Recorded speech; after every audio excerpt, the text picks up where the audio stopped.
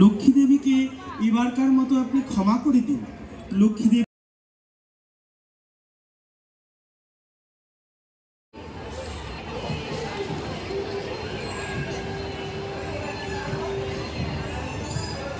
শুনছেন?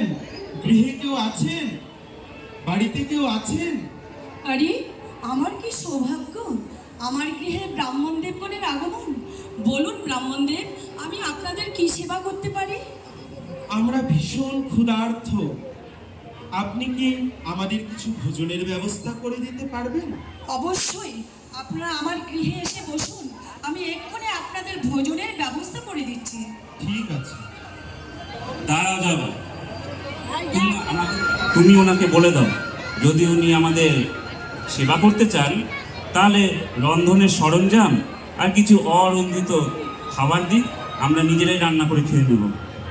যথাজ্ঞা ব্রাহ্মণদেব,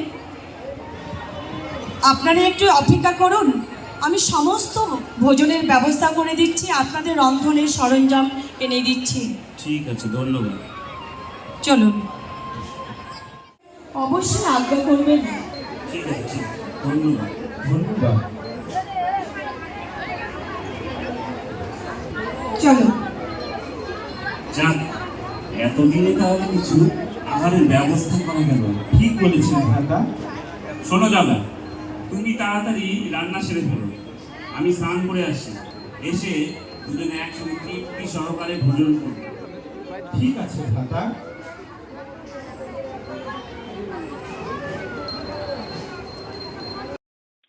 আর এদিকে দেখো আমরা সবাই মিলে দেখছিলাম, মেলাতে দেখছিলাম কি কি এসছে না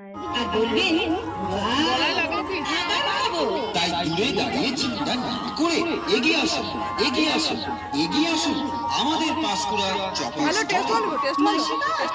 পিসিমা, ও জেঠিমা, দাদা, বৌদি, দিদিরা, বোনেরা, বন্ধুরা, ছোট্ট ছোট্ট সোনারা।